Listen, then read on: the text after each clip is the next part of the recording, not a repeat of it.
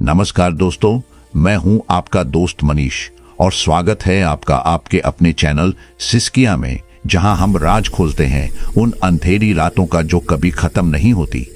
आज फिर से एक खौफनाक और दिल दहला देने वाली कहानी लेकर मैं आपके सामने उपस्थित हूं। दोस्तों, यह कहानी एक ऐसे व्यक्ति की है जिसे अपने अतीत के पापों का सामना करना पड़ता है। संपत एक सामान्य किसान जिसने एक निर्दोष परिवार के साथ धोखा किया, अब अपने की सजा भुगतने के लिए तैयार है। उसे न सिर्फ अपने अपराधों के लिए प्रायश्चित करना है, बल्कि एक भयंकर नर पिशाच से भी मुक्ति पानी है जो उसके पापों से जुड़ा हुआ है। इस सफर में वह अकेला नहीं है, उसे परिवार की माफी, दोस्तों का प्यार और अपनी आत्मा की शक्ति का सहारा मिलता है। क्या वह अपने अंधकार को हराकर उजाले में आ पाएगा? यह कहानी है संघर्ष, माफी और आत्मखोज की, जहां हर कदम पर सत्य की तलाश होती है। कहानी को शुरू से अंत तक सुनिएगा। डर और खौफ का एहसास होने वाला है। दोस्तों, अगर आपका दिल कमजोर है या आपको ज्यादा डर लगता है तो कहानी को बिल्कुल अकेले न सुने। तो चलिए अब यह कहानी संपत जी की जुबानी सुनते हैं। कहानी शुरू करने से पहले अगर आप हमारे साथ नए जुड़े हैं तो चैनल को सब्सक्राइब करके बेल आइकॉन को ऑन कर लीजिए ताकि हमारी हर अगली कहानी सीधे आप तक पहुंच सके। और अब बिना किसी देरी के चलिए आज की इस खौफनाक कहानी की शुरुआत करते हैं। मैं खेत के किनारे बैठा सूखी और फटी हुई मिट्टी को देख रहा था। कभी हरियाली से लहलहाने वाले इस खेत की जमीन अब मेरी उम्मीदों के कब्रिस्तान जैसी लग रही थी। गर्मी का सूरज अपनी पूरी ताकत के साथ चमक रहा था और सूखे हुए खेतों पर लंबी परछाइयां डाल रहा था। मेरे हाथ, जो बरसों की मेहनत से कठोर और खुरदुरे हो चुके थे, बेमन से सूखी मिट्टी को कुरेद रहे थे। चाहे मैं जितनी भी मेहनत कर लूं, इस जमीन से कुछ भी उपजने का नाम नहीं ले रही थी। पीछे से लकड़ी के पहियों की चरमराहट सुनाई दी। सुजाता, मेरी पत्नी, हाथ में मटके में छाछ लिए धीरे धीरे मेरी तरफ बढ़ रही थी। संपत, उसने धीमे स्वर में कहा। उसकी आवाज में चिंता झलक रही थी। ये छाछ पी लो, यहां बैठकर सोचने से बारिश तो नहीं आएगी। मैंने उसकी ओर देखा और जबरन मुस्कान दी जो मेरी आंखों तक नहीं पहुंची। उसके चेहरे पर सालों की मेहनत की लकीरें साफ दिख रही थीं, लेकिन उसमें एक शांत मजबूती थी। और क्या कर सकता हूं सुजाता, मैंने थके हुए स्वर में कहा। जमीन सुनती नहीं, आसमान सुनता नहीं, यहां तक कि भगवान ने भी जैसे हमसे मुंह मोड़ लिया है। वह मेरे पास बैठ गई और मटका हमारे बीच रख दिया।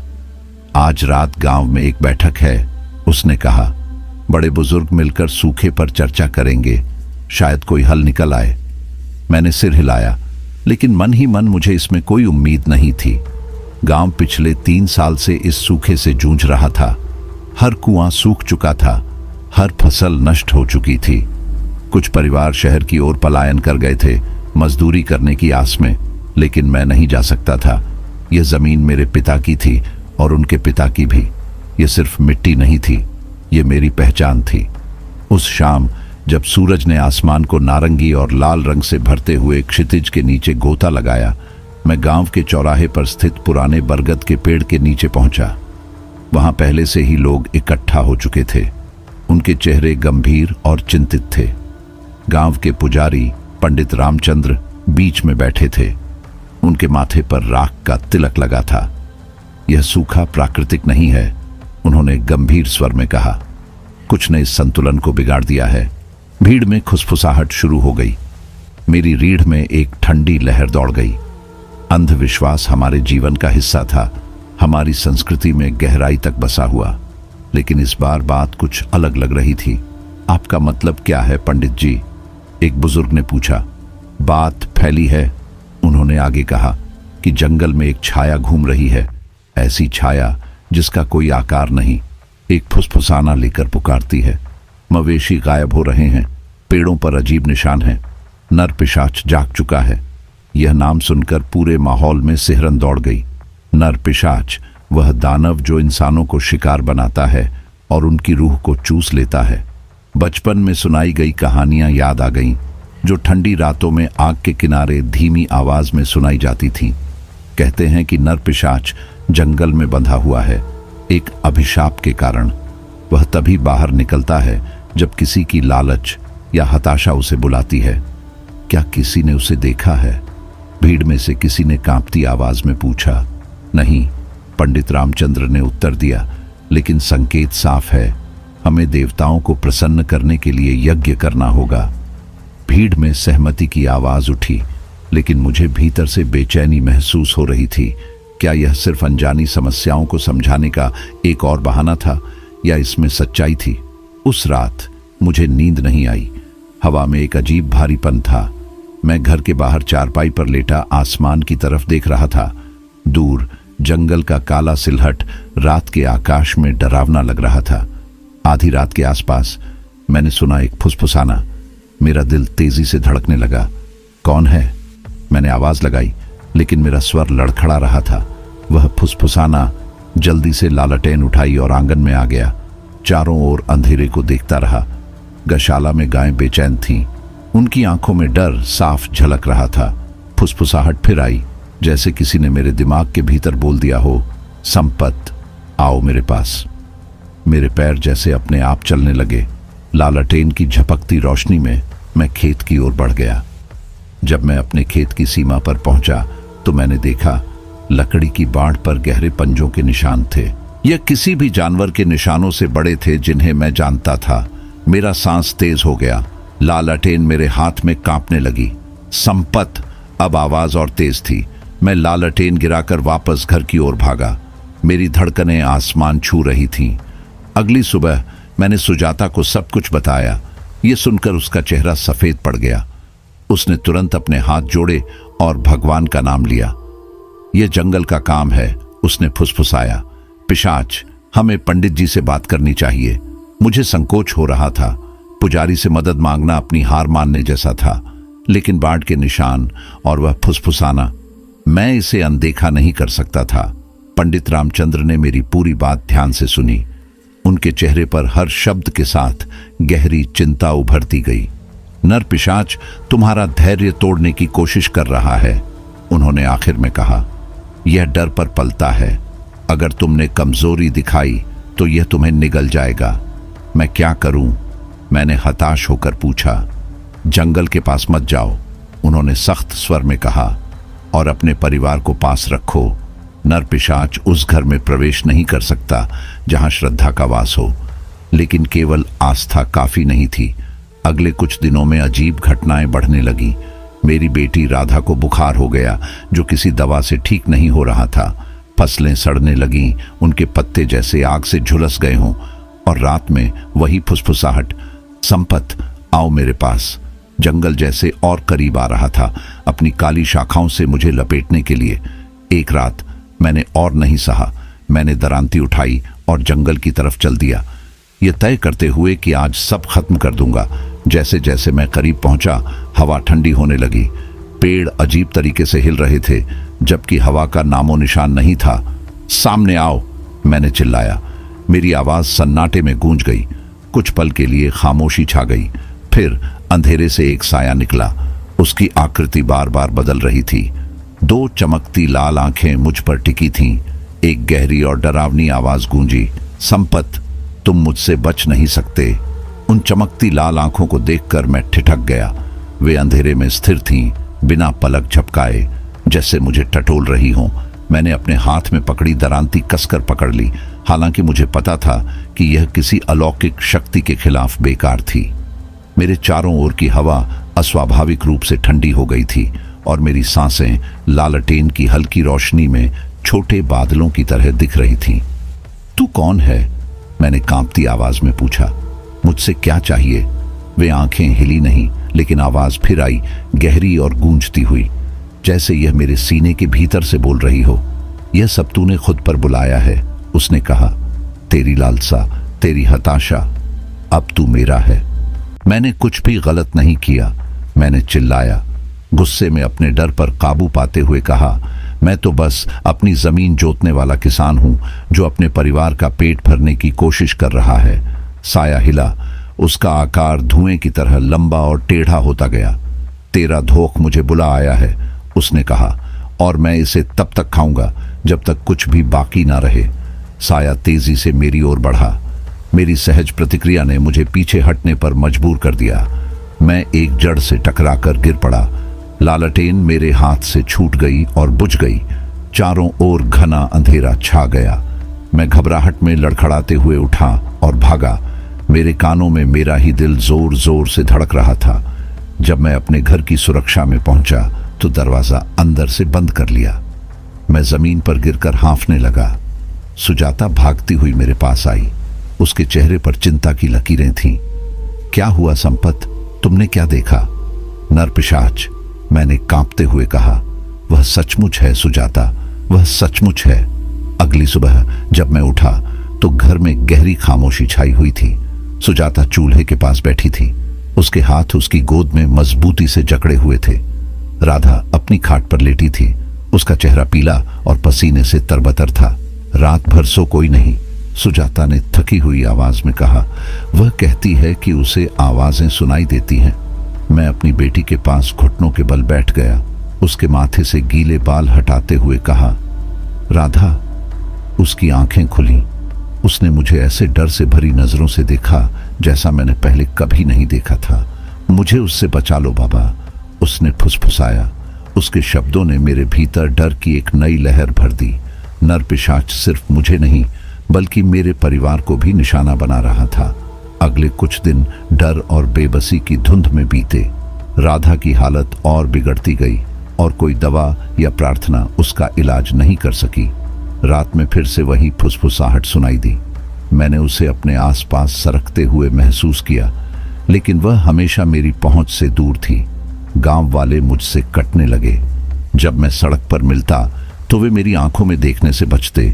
कुछ ने कहा कि मैंने भगवान को नाराज कर दिया है और मेरी मुसीबतें उसी का दंड हैं। दूसरों ने कहा कि नरपिशाच ने मुझे चाहत कर लिया है और जो भी मेरी मदद करेगा वह भी इसका शिकार होगा। सिर्फ एक इंसान मेरी मदद को आया। गांव के बाहरी हिस्से में रहने वाले बुजुर्ग केदार बाबा। वह एक शाम मेरे घर आए। उनका दुबला पतला शरीर एक फटी हुई चादर में लिपटा हुआ था। संपत, मैंने तेरी परेशानियों के बारे में सुना है, उन्होंने कहा। उनकी आवाज बूढ़ी लेकिन सहानुभूतिपूर्ण थी। नरपिशाच एक ताकतवर अस्तित्व है, लेकिन इसे रोका जा सकता है। कैसे?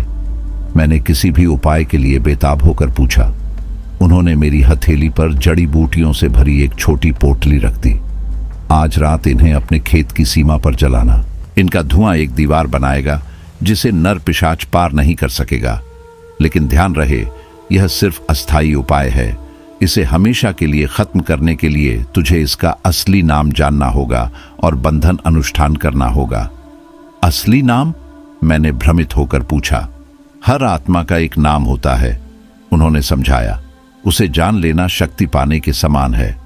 लेकिन नरपिशाच यह नाम आसानी से नहीं देगा। तुझे इसके इलाके में जाकर सामना करना होगा। उसी रात मैंने केदार बाबा के बताए अनुसार किया। मैंने अपने खेत की सीमा पर जड़ी बूटियां जलाईं और देखा कि गाढ़ा तीखा धुआं हवा में उठने लगा।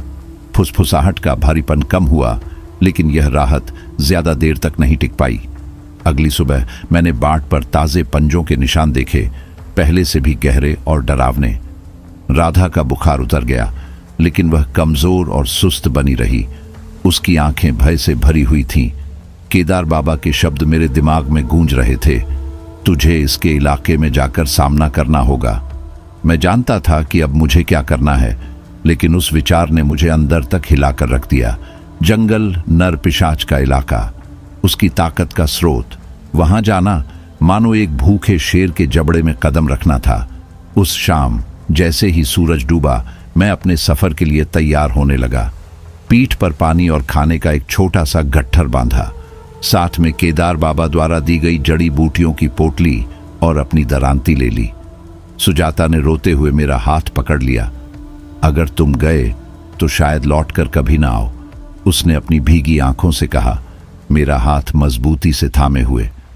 मेरे पास और कोई रास्ता नहीं है, मैंने उसके हाथों को धीरे से अलग करते हुए कहा। अगर मैं इसे अभी नहीं रोक पाया तो यह हम सबको बर्बाद कर देगा। मैंने उसके माथे और राधा के माथे पर चूमा और उनकी सलामती के लिए मन ही मन प्रार्थना की। भारी मन से मैंने अंधेरे में कदम बढ़ा दिया। सामने जंगल था, एक जीते जागते डरावने सपने की तरह। जैसे ही मैं जंगल में दाखिल हुआ, हवा अचानक ठंडी हो गई। ऊंचे ऊंचे पेड़ किसी गुप्त पहरेदार की तरह खड़े थे। हर आवाज, सूखे पत्तों की खड़खड़ाहट, किसी टहनी का टूटना मेरे दिल की धड़कन तेज कर रही थी। रास्ता संकरा और झाड़ियों से भरा हुआ था। लालटेन की मध्यम रोशनी में छायाएं अजीबोगरीब तरीके से हिल रही थीं, मानो मुझ पर हंस रही हों। जैसे जैसे मैं आगे बढ़ा, जंगल जिंदा सा महसूस होने लगा। वही फुसफुसाहट, पहले धीमी फिर धीरे धीरे तेज, जब तक कि वह हर ओर से मुझे घेर न ले। संपत, क्यों लड़ रहे हो? संपत, मेरे पास आओ। उस आवाज में एक अजीब सा मोह था, जैसे कोई सुकून देने की कोशिश कर रहा हो। लेकिन मैंने खुद को संभाला और आगे बढ़ता रहा। मुझे पता था यह जाल है, मुझे गहराई में फंसाने की चाल। अचानक रास्ता एक खुली जगह पर जाकर खत्म हो गया। मैं रुक गया। वहां बीचों बीच एक पुराना कुआं था, जिसके पत्थरों पर काई और अजीब से पंजों जैसे निशान थे। उसके चारों तरफ की हवा भारी और गहरी लग रही थी, जैसे पूरा जंगल अपनी सांस रोक खड़ा हो। और वहीं उस कुएं के पास खड़ा था वह साया। अब उसकी आकृति स्पष्ट दिख रही थी, एक लंबा दुबला पतला आकृति, जिसकी हाथ पैर अस्वाभाविक रूप से लंबे थे। उसकी आंखें लाल अंगारों की तरह जल रही थीं। स्वागत है संपत, उसने कहा। उसकी आवाज में उपहास और डरावनी गंभीरता का मेल था। तुम दूर तक आए हो, लेकिन यहीं तुम्हारी यात्रा समाप्त होगी। कुएं के पास खड़ा वह साया अजीब सी स्थिरता से खड़ा था, जैसे खुद जंगल उसके चारों ओर ठहर गया हो। उसकी जलती हुई लाल आंखें मेरी आंखों में समा रही थीं। मेरे हाथ कांप रहे थे। मुझे एहसास हुआ कि मैं दरांती इतनी जोर से पकड़े हुए था कि मेरी उंगलियां सफेद पड़ चुकी थीं। क्यों आए हो किसान? उसने ठंडी गूंजती हुई आवाज में पूछा। क्या अपनी आत्मा का सौदा करने आए हो या मुझसे भिड़ने का इरादा है? उसकी बातों ने मेरे शरीर में सिहरन भर दी, लेकिन मैंने खुद को लकसा सीधा खड़ा किया। मैं तुम्हें रोकने आया हूं, मैंने कहा, हालांकि मेरी आवाज कांप रही थी। तुम्हें मेरे परिवार को सताने का कोई हक नहीं है। उस साए की हंसी गहरी और डरावनी थी, जो कुएं के चारों ओर गूंज रही थी, जैसे मेरे साहस का मजाक उड़ा रही हो। तुम मुझे रोकोगे? उसने कहा। तुम, एक मामूली इंसान, मुझसे लड़ोगे जो समय से भी पुराना है। वह एक कदम आगे बढ़ा। उसका धुंधला शरीर खींचने और बदलने लगा, जैसे वह ठोस और अदृश्य दोनों ही हो। मेरे पैर डर के मारे मेरा साथ छोड़ने को तैयार थे, लेकिन मैंने खुद को वहीं खड़ा रहने पर मजबूर किया। मैं नहीं जानता तू क्या है, मैंने कांपती हुई आवाज को संभालने की कोशिश करते हुए कहा, लेकिन इतना जानता हूं कि मैं अपने परिवार के लिए लड़ूंगा। अगर तेरा कोई नाम है तो मुझे बता। नर पिशाच ने फुफकार मारी। उसकी आवाज से ऐसा लगा जैसे पेड़ तक कांप उठे हों। मेरा नाम तुम्हारे जानने लायक नहीं है, उसने घृणा से कहा, और फिर भी तुम इसे मांगने की हिम्मत करते हो। उसने अपनी लंबी पंजे जैसी उंगली उठाई। अचानक जमीन कांपने लगी। कुएं से काले साए बाहर निकलने लगे, जो जिंदा चीजों की तरह फड़फड़ा रहे थे और बल खा रहे थे। वे मेरी ओर बढ़ रहे थे। उनकी बुदबुदाहट किसी अनजानी भाषा में थी, जो मेरी आत्मा तक को कंपा रही थी। मैं लड़खड़ाकर पीछे हटा और कांपते हाथों से केदार बाबा की दी हुई जड़ी बूटियों की पोटली निकाली। किसी तरह उसे खोला और सूखी पत्तियों की एक मुट्ठी हवा में उछाल दी। जड़ी बूटियों से निकला तीखा धुआं सायों पर छाया बनकर पड़ा। वे चीखते और तड़पते हुए पीछे हटने लगे। नरपिशाच ने क्रोध से गुर्राया। उसकी लाल आंखें संकरी हो गईं। चालाकी है, उसने गुस्से से कहा, लेकिन यह चालें तुम्हें नहीं बचा पाएंगी।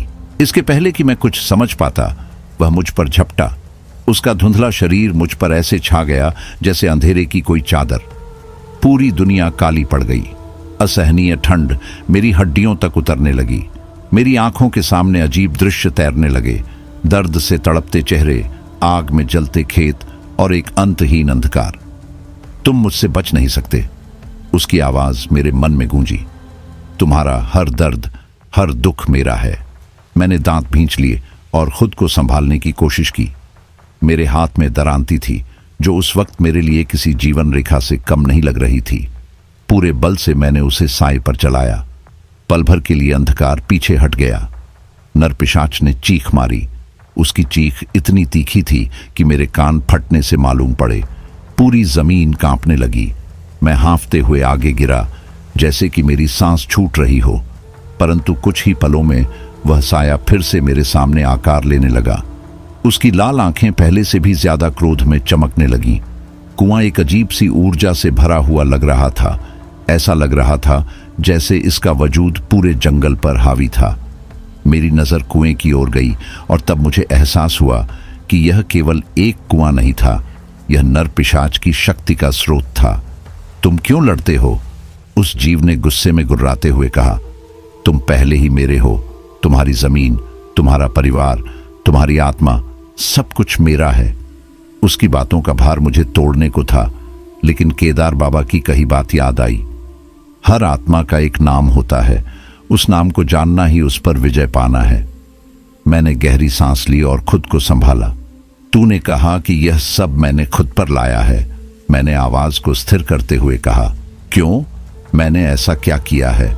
नरपिशाच ने सिर झुका लिया। उसकी लाल आंखें सिकुड़ गईं। तुम्हारी बेबसी ने मुझे बुलाया।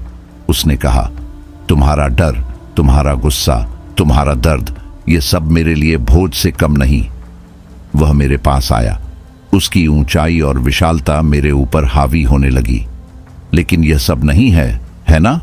एक ऐसा राज है जो तुम खुद से भी छिपाते हो। देखो किसान, कुएं में देखो और सच्चाई जानो। मैं ठिठक गया, लेकिन उसके शब्दों ने मेरे अंदर बेचैनी भर दी। आखिर कौन सा राज? मैंने तो बस अपने परिवार के लिए मेहनत की है। मैंने ऐसा क्या छिपाया हो सकता है? अनमने मन से मैं कुएं के पास गया और नीचे झांका। इस बार मुझे वे चेहरे नहीं दिखे। इसके बजाय मैंने अपनी ही परछाई देखी, मरोड़ी हुई। और तभी एक दबी हुई याद मेरे मन में उभर आई। सालों पहले जब अकाल पड़ा था, मैंने एक किसान से चोरी की थी। अपने परिवार को बचाने के लिए मैंने उसका अनाज चुरा लिया था। वह किसान कुछ ही समय बाद मर गया और उसका परिवार तबाह हो गया। उस याद ने मुझे झकझोर कर रख दिया। नरपिशाच ने फिर धक्का लगाया। उसकी हंसी विजय और क्रूर थी। यही है, उसने कहा, वह पाप जिसने तुम्हें मुझसे बांध दिया। तुम निर्दोष नहीं हो संपत, तुम भी उतने ही शिकारी हो जितना मैं। मेरे पाप का खुलासा मुझ पर ऐसा प्रहार था जैसे किसी ने मुझे भीतर तक तोड़ दिया हो। मैं कुएं से पीछे हट गया, जैसे इस सच्चाई से भाग सकता हूं जो मेरे भीतर जल रही थी। मेरी सांसें तेज हो रही थीं और मेरे हाथ बुरी तरह कांप रहे थे। नरपिशाच मेरे ऊपर मंडरा रहा था। उसका रूप अब पहले से भी अधिक विशाल और ठोस हो चुका था। उसने अपनी घातक आवाज में फुसफुसाया, तुम और मैं अलग नहीं हैं। तुमने चुराया, तुमने मारा। अपने जीवन को बचाने के लिए तुमने किसी और की जिंदगी छीन ली, ठीक वैसे ही जैसे मैं करता हूं। नहीं, मैंने धीमी आवाज में कहा, सिर हिलाते हुए। मैंने किसी को नहीं मारा, यह मेरी गलती नहीं थी। नरपिशाच ने व्यंग्य भरे स्वर में कहा, जैसे वह मेरी आत्मा को चीर रहा हो। वह मेरे चारों ओर घूमने लगा, जैसे कोई गिद्ध शिकार के चारों ओर चक्कर लगाता है। तुमने वह अनाज चुराया, यह जानते हुए कि यह उसे बर्बाद कर देगा।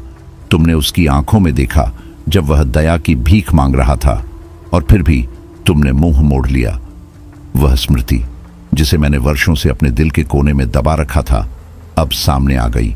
वह किसान, उसका सूखा हुआ चेहरा और विनती करती आंखें। उस समय मैंने खुद को समझा लिया था कि यह जरूरी था, कि मेरे पास कोई और चारा नहीं था। लेकिन अब नरपिशाच के तीखे शब्दों के सामने मैं सच्चाई को नकार नहीं सकता था। मैंने ऐसा नहीं करना चाहा, मैं बमुश्किल कह पाया। मेरी आवाज टूट रही थी। मैंने बस अपने परिवार को बचाना चाहा, और ऐसा करते हुए तुमने उसे नष्ट कर दिया। नरपिशाच ने कहा। उसकी आंखों में एक अजीब सी चमक थी। उसकी पीड़ा ने मुझे बुलाया और उसके माध्यम से मैं तुम्हारे पास आया। तुम मेरे हो संपत। तुम्हारे अपराध और तुम्हारे पापों ने तुम्हें मुझसे बांध दिया है। उसके शब्दों का भार मुझे कुचलने वाला था, लेकिन मेरे भीतर एक छोटी सी चिंगारी जल उठी। हाँ, मैंने गलतियां की थीं, लेकिन मैंने प्रायश्चित करने के लिए भी मेहनत की थी। मेरा परिवार मुझ पर निर्भर था, और मैं इस राक्षस को सब कुछ छीनने नहीं दूंगा।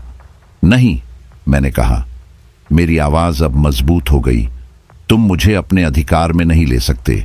मैंने गलतियां की हैं, लेकिन मैंने अच्छा भी किया है। मैंने अपने परिवार का ख्याल रखा। मैंने इस मिट्टी का सम्मान किया। तुम मेरे अपराधों से पोषित हो सकते हो, लेकिन तुम मुझे नहीं तोड़ सकते। नर पिशाच गुस्से में गरजा। उसका रूप एक जलती हुई लौ की तरह फड़कने लगा। बड़ी बातें कर रहे हो, उसने कहा, लेकिन यह तुम्हें बचा नहीं पाएंगी। अंधेरे की परछाइयां मुझ पर झपट पड़ी। अपने पंजों से मुझे जकड़ने की कोशिश करने लगी। मैंने अपनी दरांती को कसकर पकड़ा और पूरी ताकत से उसे लहराया। उसका तेज धार अंधेरे को चीरता चला गया। परछाइयां पीछे हट गईं, चीखते हुए मुड़ गईं, लेकिन पूरी तरह गायब नहीं हुई। मैंने अपनी थैली से कुछ और जड़ी बूटियां निकाली और उन्हें चारों ओर बिखेर दिया। उनके तीखे धुएं ने मेरे चारों ओर एक घेरा बना दिया, जिससे परछाइयां झुलसकर पीछे हट गईं। नर पिशाच चिल्लाया। उसका रूप अब और भी अस्थिर हो गया। तुम्हें लगता है कि तुम मुझे हरा सकते हो? वह गरजा। मैं शाश्वत हूं, मैं शक्ति हूं। तुम कुछ भी नहीं हो, बस एक नश्वर, अपने पापों और कमजोरियों में जकड़ा हुआ। मेरी नजर कुएं की ओर गई, जो अब अजीब सी ऊर्जा से धड़क रहा था। नर पिशाच की ताकत वहीं से निकल रही थी और उसके करीब जाते ही अंधेरा और भी मजबूत हो रहा था। अगर मैं किसी तरह कुएं से उसका संबंध तोड़ सकता तो शायद उसे कमजोर कर पाता। हर आत्मा का एक नाम होता है। केदार बाबा की बात मेरे दिमाग में गूंजी। नाम जानना ही उस पर अधिकार पा लेना है, लेकिन उसका नाम कैसे पता लगाऊं? कुआं इसका राज छुपाए हुए था, लेकिन उसे खोलने का तरीका मुझे नहीं पता था। मुझे अपना नाम बता, मैंने चीखते हुए कहा। मेरी आवाज अब इस अफरा तफरी को चीर रही थी। अगर तुम इतने ताकतवर हो तो मुझसे इसे क्यों छुपाते हो? नर पिशाच जोर से हंसा। उसकी हंसी मेरी रीढ़ तक सिहरन भेज रही थी। तुम्हें लगता है कि तुम मुझे आदेश दे सकते हो? उसने व्यंग्य से कहा। तुम तूफान के सामने कीड़े से ज्यादा कुछ नहीं हो। मेरा नाम तुम्हारी समझ से परे है। लेकिन उसकी हंसी में हल्की झिझक थी और तभी मुझे एहसास हुआ वो डरा हुआ था। उसका नाम उसकी कमजोरी थी, एक ऐसा रहस्य जिसे वह उजागर नहीं कर सकता था। अगर मैं उसे अपना नाम बताने पर मजबूर कर सकता तो शायद उसे हराने का मौका मिल सकता था। हताशा ने मुझे एक विचार दिया, खतरनाक और बेपरवाह, लेकिन मेरे पास यही एक उपाय था। अगर तुम मुझे अपना नाम नहीं बताओगे, मैंने कहा, तो शायद यह कुआं बता देगा। मैं कुएं के पास कदम बढ़ाने लगा, नजरअंदाज करते हुए नर पिशाच के उग्र विरोध को। तूने हिम्मत कैसे की? नर पिशाच गरजा। उसका रूप और भी विशाल और भयानक हो गया। कुएं से दूर हट जा, वरना मैं तुझे मिटा दूंगा। तू कोशिश कर सकता है, मैंने कहा। मेरे स्वर में अड़कता थी, भले ही मेरे भीतर डर का सैलाब उमड़ रहा था। मैंने कुएं में झांका। उसकी गहराइयां मुझे किसी प्राचीन पुकार की तरह खींच रही थीं। हुए लोगों के चेहरे फिर से उभरे। उनकी आंखें पीड़ा और निराशा से भरी हुईं। मैंने खुद को और गहराई में देखने के लिए मजबूर किया, उन चेहरों और अंधकार के पार, उस सत्य को खोजते हुए जो भीतर छिपा था। और फिर मैंने उसे देखा, एक नाम, कुएं की पत्थर की दीवारों पर उकेरा हुआ, जो अंधकार में मंद मंद चमक रहा था। वह प्राचीन लिपि में लिखा था, लेकिन किसी तरह मैं उसे समझ गया। वैघासुर, मैंने फुसफुसाया। मेरे होठों से यह किसी शाप की तरह निकला। नर पिशाच चिल्लाया। उसका रूप तड़पते हुए विकृत हो गया। नहीं, उसने गर्जना की। उसका स्वर क्रोध और भय से भरा हुआ था। तू मेरा नाम नहीं ले सकता। उस नाम की शक्ति मुझ में दौड़ने लगी। उसने मुझे ऐसी ताकत से भर दिया जो मैंने पहले कभी महसूस नहीं की थी। मैं नर पिशाच की ओर मुड़ा, हाथ में दरांती को ऊंचा उठाए। वैघासुर, मैंने चिल्लाया। वह नाम पूरे जंगल में गूंजने लगा। परछाइयां पीछे हट गईं और नर पिशाच मेरे सामने सिमटने लगा। उसका रूप बुझती लौ की तरह कांपने लगा। तू मुझे हरा नहीं सकता, वह फुसफुसाया। उसका स्वर अब कमजोर और कांपता हुआ था, लेकिन मुझे पता था कि मैं उसे हरा सकता हूं। वह नाम मेरे पास उसकी शक्ति के ऊपर एक हथियार था, किसी भी तलवार से अधिक प्रभावी। मैंने कदम बढ़ाया। दरांती अब एक अलौकिक प्रकाश से चमक रही थी। अंधकार में लौट जा, वैघासुर, मैंने कहा। अब यहां तेरा कोई वश नहीं। एक अंतिम दर्दनाक चीख के साथ नरपिशाच छायाओं में घुलने लगा। उसकी काया राख की तरह हवा में बिखर गई। कुएं का अंधकार मिट गया, केवल एक खाली गड्ढा छोड़ते हुए चारों ओर सन्नाटा छा गया। नरपिशाच की उपस्थिति का दबाव अब खत्म हो गया था। कभी डरावना दिखने वाला कुआं अब एक निष्प्रभ गड्ढा बन चुका था। मेरे पैर कांप गए और मैं घुटनों के बल गिर पड़ा। दरांती को इतनी कसकर पकड़े हुए था कि मेरी उंगलियां दर्द करने लगीं। मैं जीत गया था, कम से कम ऐसा लगा। हवा हल्की हो गई थी, रात का आसमान साफ हो गया था, लेकिन मेरे आसपास की चुप्पी बेचैन कर देने वाली थी। वैघासुर की चीख की गूंज अब भी मेरे कानों में थी और मुझे यह एहसास हो रहा था कि यह लड़ाई अभी पूरी तरह खत्म नहीं हुई थी।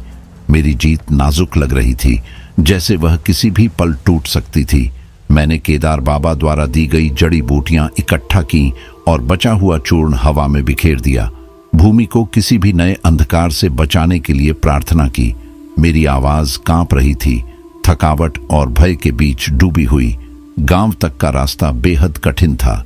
मेरा शरीर दर्द से चूर था, हाथ कांप रहे थे और दिमाग उस रात की घटनाओं से भरा हुआ था। जिन शांत खेतों से मैं गुजरा वे अब डरावने लग रहे थे। उनकी परछाइयां सामान्य से ज्यादा लंबी थीं। मेरी लालटेन की हल्की रोशनी मुश्किल से अंधकार को भेद रही थी। रात खुद और गहरी हो गई थी। आखिरकार जब मैं अपने घर पहुंचा तो भोर की पहली किरणें क्षितिज पर फैल रही थीं। वह हल्की रोशनी मेरी टूटी फूटी झोपड़ी पर पड़ रही थी। यह दृश्य मुझे राहत देनी चाहिए था, लेकिन इसके बजाय इसने मुझे यह याद दिलाया कि मैंने जीवित रहने के लिए इतनी मेहनत क्यों की। अंदर मेरी पत्नी और बच्चे एक दूसरे के पास सिमटे हुए सो रहे थे। उनके शांत चेहरे मेरे भीतर के तूफान के विपरीत थे। मैं दीवार से पीठ टिकाकर फर्श पर बैठ गया। मेरी पत्नी जाग गई। उसकी आंखें धीरे धीरे खुलीं।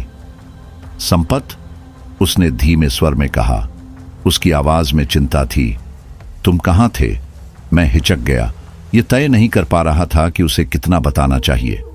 मुझे एक काम निपटाना था, मैंने आखिरकार कहा। अब सब खत्म हो गया है।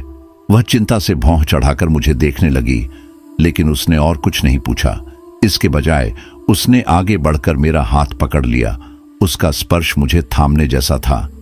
तुम ऐसे लग रहे हो जैसे किसी तूफान से लौटे हो, उसने धीरे से कहा। मैंने कमजोर मुस्कान दी। तुम पूरी कहानी नहीं जानती। अगले कुछ दिन अजीब थे। गांव जो पहले अपने रोजमर्रा के कामों की चहल पहल से भरा रहता था, अब जैसे सुस्त पड़ गया था। लोग किसी अजीब सी शांति के बारे में फुसफुसा रहे थे, एक खालीपन जिसे वे ठीक से परिभाषित नहीं कर पाते थे। मैं अपने आप में ही सिमट गया। खेतों में और ज्यादा मेहनत करने लगा। काम थकाने वाला था, लेकिन इसने मेरे दिमाग को व्यस्त रखा। फिर भी चाहे जितनी कोशिश करूं, उस रात की यादें मेरा पीछा नहीं छोड़ रही थीं। जिस किसान के साथ मैंने अन्याय किया था, उसका चेहरा, खोखली आंखें और आरोप से भरी नजरें हर रात मेरे सपनों में उभरता। कुछ दिन बाद केदार बाबा मुझसे मिलने आए। उनका झुर्रियों भरा चेहरा भावहीन था। तू बच गया, उन्होंने कहा, जैसे सवाल न होकर एक तथ्य हो। हाँ, मैंने थके हुए स्वर में जवाब दिया। और वह नर पिशाच चला गया, मैंने कहा, हालांकि यह शब्द मुझे झूठ जैसा लगा। मैंने उसका नाम लिया और उसे भगा दिया। केदार बाबा ने धीरे धीरे सिर हिलाया। अच्छा किया, उन्होंने कहा, लेकिन यह समझ ले संपत, ऐसी बुराई एक दाग छोड़ जाती है। वह चला गया होगा, लेकिन उसकी परछाई अब भी रह जाएगी। हफ्ते बीतते गए और मैंने गांव में अजीब घटनाएं देखनी शुरू की। मवेशी बिना किसी कारण बीमार पड़ने लगे। उनके शरीर धीरे धीरे कमजोर होते गए। भले ही हमने उन्हें बचाने की पूरी कोशिश की। जो फसलें पहले लहलहा रही थीं, वे मुरझाने लगीं। उनके पत्ते ऐसे सिकुड़ और काले पड़ गए जैसे किसी अदृश्य जहर ने उन्हें छू लिया हो। और फिर थे वे फुसफुसाहटें, हाथ में मुश्किल से सुनाई देती थीं, लेकिन धीरे धीरे वे तेज और लगातार होने लगीं। यहां तक कि रात के सन्नाटे में भी वे मेरे कानों में गूंजती रहीं। संपत, आवाज गहरी और खौफनाक थी। उसमें घृणा घुली हुई थी। मैं ठंडे पसीने में जागता। उस आवाज की गूंज अब भी मेरे कानों में रहती। हर बार मैं खुद को समझाता कि यह बस एक बुरा सपना था, उस डर का एक अंश जो मैंने झेला था, लेकिन दिल के किसी कोने में मुझे सच्चाई पता थी। एक रात जब मैं अपनी झोपड़ी के बाहर चांदनी की फीकी रोशनी में बैठा था तो मैंने फिर वही एहसास किया, उसकी उपस्थिति। यह कमजोर था, जैसा पहले शक्तिशाली नहीं, लेकिन यह था। परछाइयां अजीब तरीके से हिलने लगीं, उनके किनारे धुएं की तरह मुड़ रहे थे। वैघासुर, मैंने बुदबुदाया। उसका नाम मेरे होठों पर कड़वे स्वाद की तरह लगा। हवा ठंडी हो गई और एक धीमी हंसी चारों ओर गूंजने लगी। क्या तूने सोचा था संपत कि यह इतना आसान होगा? वह आवाज बोली, जिससे मेरी रीढ़ में सिहरन दौड़ गई। तूने मुझे भगा दिया, लेकिन मिटा नहीं पाया। मैं तुझसे बंधा हूं, जैसे तू अपने पापों से बंधा है। मैंने दरांती को कसकर पकड़ लिया। मेरी उंगलियां सफेद पड़ गईं। मैंने तुझे एक बार हराया था, मैंने कहा। मेरी आवाज कांप रही थी, लेकिन दृढ़ थी। अगर जरूरत पड़ी तो फिर से हरा दूंगा। हंसी और जोर से गूंजने लगी। अब उसमें एक तंज भरी खिल्ली थी। मूर्ख किसान, वह हंसा। तू उस चीज से लड़ नहीं सकता जो अब तेरे भीतर है। मैं और तू अब एक हैं, चाहे तू इसे स्वीकार करे या नहीं। आने वाले दिन डर और बेचैनी के धुंध में गुजरे। मुझे हर पल ऐसा लगता जैसे कोई मुझे देख रहा हो, जैसे परछाइयों में छिपी आंखें मुझे घूर रही हों। मेरा काम बुरी तरह प्रभावित हुआ और मेरा परिवार चिंतित हो उठा। तुम अपने जैसे नहीं लग रहे संपत, एक शाम मेरी पत्नी ने कहा। उसकी आंखों में चिंता की लकीरें गहरी थीं। तुम्हें हुआ क्या है? मैं उसे बताना चाहता था, अपने दिल का बोझ हल्का करना चाहता था, लेकिन मेरे होंठ सिल गए। कैसे उसे वह भयावह बातें समझा पाता? वह अंधकार जो मेरी आत्मा पर दूसरी परत की तरह चिपका हुआ था। मैं ठीक हूं, मैंने झूठ बोलते हुए एक मजबूर मुस्कान दी। बस थक गया हूं। लेकिन वह मुझे झूठा मान रही थी, और सच कहूं तो मैं भी खुद को झूठा मान रहा था। कुछ दिन बाद केदार बाबा मुझसे फिर मिलने आए। इस बार उनके चेहरे पर गहरी चिंता थी। नरपिशाच भले ही चला गया हो, लेकिन उसका प्रभाव अब भी बना हुआ है। उन्होंने कहा, अगर तू सच में मुक्त होना चाहता है तो तुझे अपने उस अपराध से खुद को शुद्ध करना होगा जिस पर वह पलता है। कैसे? मैंने पूछा। मेरी आवाज में निराशा साफ झलक रही थी। उस किसान के परिवार के पास जा, उन्होंने कहा। अपने पापों को स्वीकार कर और प्रायश्चित कर। केवल तभी तू वैघासुर के बंधन से खुद को आजाद कर पाएगा। उनकी बात सुनकर मेरे रोंगटे खड़े हो गए। उस आदमी के परिवार का सामना करना जिसे मैंने धोखा दिया था, अपने गुनाहों को स्वीकार करना और उनसे माफी मांगना, यह सब मेरे लिए असंभव लग रहा था। लेकिन मैं जानता था कि केदार बाबा सही थे।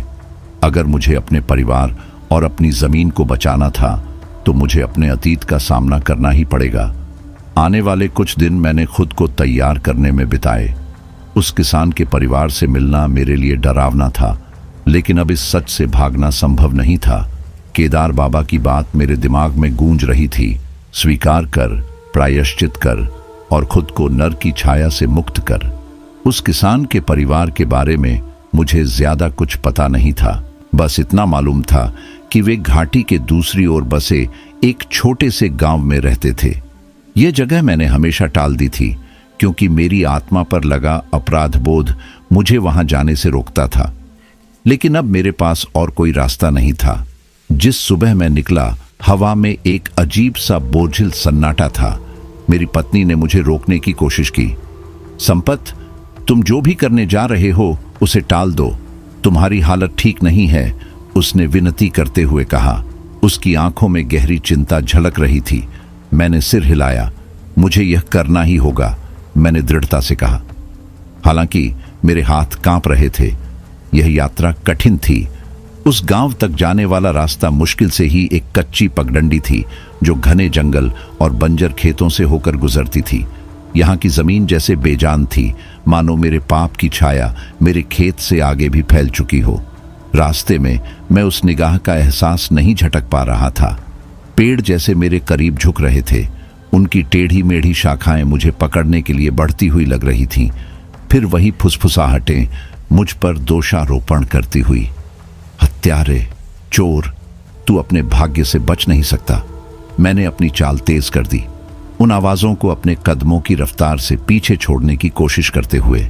जब मैं आखिर उस गांव पहुंचा तब सूरज सिर पर था, लेकिन उसकी गर्मी भी मेरे भीतर की ठंड को कम नहीं कर पाई। जगह अजीब सी चुप्पी में डूबी हुई थी। जो कुछ गिने चुने गांव वाले दिखे वे मुझे देखकर सहमे हुए लग रहे थे। ऐसा लगा मानो वे जानते हों कि मैं कौन हूं, या शायद उन्होंने मेरे ऊपर छाए अंधकार को महसूस कर लिया था। किसान का घर गांव के छोर पर था, एक साधारण सा कच्चा मकान जिसकी दीवारें टूट रही थीं और छत घास फूस की बनी हुई थी। जैसे जैसे मैं उस घर के करीब पहुंचा, मेरा दिल जोर जोर से धड़कने लगा। मेरा गला सूख गया था और हथेलियां पसीने से भीग गई थीं। दरवाजा खटखटाने से पहले ही चरमराकर खुल गया और एक औरत बाहर आई। उसका चेहरा गहरी उदासी में लिपटा हुआ था। उसकी आंखें दुख और थकान से भरी थीं।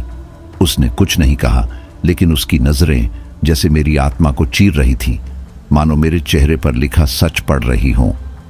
मुझे आपसे बात करनी है, मैंने कहा। मेरी आवाज एक फुसफुसाहट से ज्यादा कुछ नहीं थी। उसने जवाब नहीं दिया, बस दरवाजे से हटकर मुझे अंदर आने का इशारा किया। घर भीतर से अंधेरा और खाली खाली सा था। उनकी जिंदगी के संघर्षों की साफ झलक दिखा रहा था। अंदर दो बच्चे एक चटाई पर बैठे हुए थे। उनकी आंखों में डर और जिज्ञासा का मिश्रण था। एक बूढ़ा आदमी, जो शायद किसान का पिता था, कोने में बैठा था। उसकी कांपती हुई उंगलियां एक लकड़ी की छड़ को मजबूती से पकड़े हुए थीं। मैंने गहरी सांस ली और खुद को संभालने की कोशिश की। मेरा नाम संपत है, मैंने कहा। मेरी आवाज कांप रही थी। मैं वही हूं जिसने, मैं रुकते हुए अपनी बात को अधूरा छोड़ दिया, जिसने उसे धोखा दिया। औरत ने मेरी बात पूरी की। उसकी आवाज ठंडी और कठोर थी। मैंने सिर झुका दिया। मेरी आंखें आंसुओं से भर आईं। हाँ, और मैं यहां आपसे माफी मांगने आया हूं। कमरा एकदम खामोश हो गया। बच्चे अपनी मां की तरफ देखने लगे, डर और उलझन से भरे हुए। बूढ़ा आदमी मुझे गुस्से से घूरने लगा। उसकी आंखों में नफरत धधक रही थी। माफी? उसने तिरस्कार से कहा। तू इतने सालों बाद, हमारी जिंदगी तबाह करने के बाद यहां आता है और माफी मांगता है? उसके शब्द मेरे दिल में खंजर की तरह उतर गए।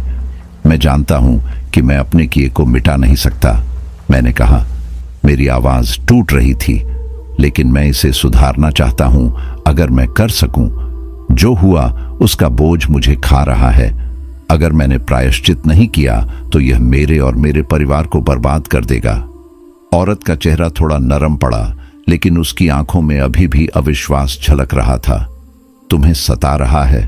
उसने पूछा। मैंने सिर हिलाया। नर पिशाच, उसने मुझसे खुद को बांध लिया है। वह मेरे अपराध और पाप से पल रहा है। केदार बाबा ने कहा कि इससे मुक्त होने का एक ही तरीका है, आपसे माफी मांगना। नर पिशाच का नाम सुनते ही बूढ़े आदमी का गुस्सा डर में बदल गया। नर पिशाच? उसने फुसफुसाया। वह हमारी पीढ़ियों से हमारा पीछा कर रहा है। वह हमारे दुख और नफरत से खींच कर आया था, जो मेरे बेटे की मौत के बाद हमारे दिलों में पनपा। औरत थकी हुई सी बैठ गई। उसका चेहरा पड़ गया। हमने बहुत सहा है, उसने कहा, लेकिन अगर तुम्हें माफ करने से यह श्राप हमसे दूर होगा तो मैं कोशिश करूंगी। उसके शब्द सुनकर मेरे दिल में राहत की लहर दौड़ गई, लेकिन साथ ही एक नया बोझ भी आ गया। माफी कोई हल्की चीज नहीं थी और न ही यह कुछ ऐसा था जिसका मैं हकदार था, लेकिन यह एक शुरुआत थी। मैं आपकी मदद के लिए जो कुछ कर सकता हूं करूंगा, मैंने कहा। मैं आपके खेतों में काम करूंगा, आपका घर मरम्मत करूंगा, जो भी जरूरत हो। बूढ़े आदमी ने तिरस्कार भरे स्वर में कहा, तू सोचता है कि कुछ अच्छे काम करके तू अपने किए को मिटा देगा? नहीं, मैंने स्वीकार किया, लेकिन यही मैं कर सकता हूं। अगले कुछ हफ्तों में मैंने खुद को किसान के परिवार की मदद करने में झोंक दिया। मैंने उनकी छत ठीक की, उनके खेत जोते और कुएं से पानी लाकर दिया। काम बहुत मुश्किल था, लेकिन इसने मुझे एक ऐसा उद्देश्य दिया जो मैंने सालों से महसूस नहीं किया था। नर पिशाच की फुसफुसाहट पूरी तरह गई नहीं थी। मैं अभी भी उसकी परछाई को महसूस कर सकता था, जैसे वह कहीं छिपा हो, मेरे लड़खड़ाने का इंतजार कर रहा हो। एक रात जब मैं परिवार के साथ आग के पास बैठा था, औरत ने कहा, तुमने हमारे लिए उम्मीद से ज्यादा किया है, लेकिन मुझे लगता है कि तुम्हें एक और काम करना होगा। क्या? मैंने पूछा। मेरा दिल डूबने लगा। उसने मेरी तरफ देखा। उसकी आंखों में दुख और दृढ़ संकल्प का अजीब सा मेल था। तुम्हें उस कुएं पर वापस जाना होगा। तुम्हें नर पिशाच का सामना एक बार फिर करना होगा और हमेशा के लिए इसे खत्म करना होगा। उस कुएं पर लौटने का विचार मुझे अंदर तक हिला गया, लेकिन मैं जानता था कि वह सही कह रही थी। नर पिशाच एक ऐसा जख्म था जिसे जलाकर खत्म करना जरूरी था, एक ऐसा अंधकार जिसे हमेशा के लिए मिटाना जरूरी था। किसान के परिवार के आशीर्वाद और केदार बाबा के मार्गदर्शन के साथ मैंने खुद को इस आखिरी लड़ाई के लिए तैयार किया। पवित्र जड़ी बूटियां, रक्षात्मक तावीज और माफी से मिली ताकत से लैस होकर मैं एक बार फिर उस कुएं की ओर चल पड़ा। जैसे जैसे मैं कुएं के करीब पहुंचा, हवा ठंडी होने लगी और परछाइयां गहरी होती गईं। कुआं मेरे सामने एक काले साए की तरह खड़ा था, मानो उसकी गहराइयां दुष्ट ऊर्जा से धड़क रही हों। संपत, नर पिशाच की आवाज फुसफुसाई, पहले से भी ज्यादा खतरनाक। तुम मुझे हरा नहीं सकते, तुम मेरे हो। मैं एक कदम आगे बढ़ा। मेरा दिल जोर जोर से धड़क रहा था, लेकिन मेरी हिम्मत अडिग थी। अब और नहीं, मैंने कहा, और पवित्र जड़ी बूटियां कुएं में बिखेर दी। नर पिशाच चीखा। उसकी चीख रात को चीरते हुए आंधी जैसी गूंज उठी। जमीन मेरे पैरों के नीचे कांपने लगी और परछाइयां दर्द में तड़पने लगी। तुम्हारा अपराध तुम्हें मुझसे बांधता है, उसने गरजते हुए कहा। तुम भाग नहीं सकते। लेकिन इस बार मैं अकेला नहीं था। मुझे परिवार की माफी, अपने घर वालों के प्यार और अपने समाज की ताकत का सहारा था। एक अंतिम मंत्र का उच्चारण करते हुए मैंने रक्षात्मक तावीज कुएं में फेंक दिया। नर पिशाच की चीख तेज से तेज तर होती गई। फिर अचानक सब कुछ शांत हो गया। अंधकार छट गया और कुएं के आसपास की जमीन ने जैसे राहत की सांस ली। मैंने अपने भीतर के अंधकार का सामना किया था और उससे जीत कर लौटा था, लेकिन मैं जानता था कि जख्म रहेंगे। मेरे पापों की कीमत याद दिलाने के लिए दिन हफ्तों में बदले। मैं अपने खेत, अपने परिवार और अपनी जिंदगी में लौट आया। फुसफुसाहटें थम चुकी थीं। नर पिशाच का अंत हो चुका था और उसके साथ वह अपराध बोध भी जो मुझे जकड़े हुए था।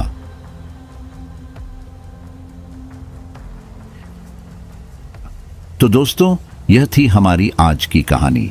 आपको हमारी आज की कहानी कैसी लगी? कमेंट बॉक्स में कमेंट करके जरूर बताएं। बस आप अपना और अपने परिवार का ख्याल रखें, और अगर अभी तक चैनल को सब्सक्राइब नहीं किया है तो कृपया चैनल को सब्सक्राइब कर लीजिए।